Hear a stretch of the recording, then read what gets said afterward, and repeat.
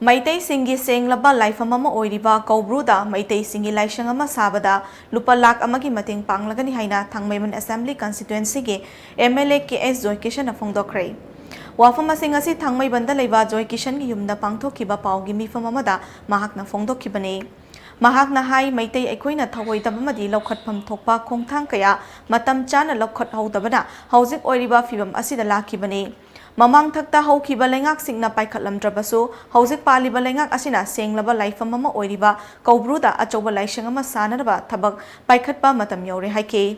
Mahakna makha taraduna Laisang asi saragani haina lauthorokpa numita mahaki maikaidagi LUPA LAKH amagi mateng su panglagani haike Ayodhya da sakriba Ram Mandir palladuna Mahakna hai khongthang adu kanglup kharana yaningdaba kaya phongdoklabasu Hindu singi mityeng dadi achumba khongthang ni aikhoi isane isagi haurakpham amadi isagi laining ngakchadana atopana laklaga ngakpiragadaba nate maram aduna Koubru da MEITEI singi achoba Laisang ama sananaba hotnabada thodang lobada natana MEITEI kanglupu nungsiba mioi khudingmangna mateng pangbinabasu appeal tawrakle MEITEI langning Laisang ki kanagum phuruk natra civil society organization amana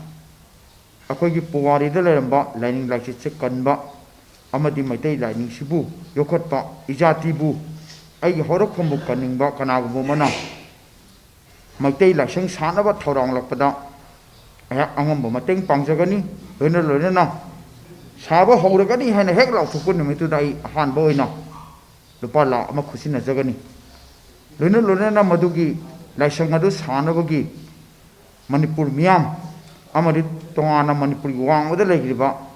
मयाम की खुंदारबसिंगना मतेंग पांगनो होनरकदा मदुगी अंगमबा थौदांसु लौजगे हाइदुना एनाकना Manipur मियामदा लौथोकसरी Amaromda Manipur State Panchayat Parishana Kaukhiba Pung Nifu Nipangi Banasigi Achum Aran Thidoktuna Pithoktana Leiriba Senfam Pithokpa Chungani Amadi Migi Kusumal Pithoktaba haibasi crime ni haike Manipur ki Chief Minister N Birena Mamang Thaktagi Hona Ban Sogatpa Yaroi Haina Political Leader Fawa Ban Sogatli Haibagi Wahodagi Fagat Kiba Laikhrabani haike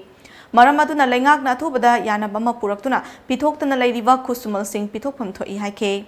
Nakalamaromda COVID-19 amaram oiduna Manipur pumba khamthengna awaba nangkhrabani adumakpu hena sathiba second wave lakpa asidadi awaba asidagi kannanaba curfew amadi lockdown laktringaida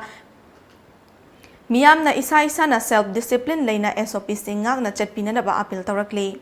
loinana akhang ahi singna miyamda wakhal tahanbiduna ahenba awareness sing pibiduna laichat asibo control tawbada saruk yaminasi haike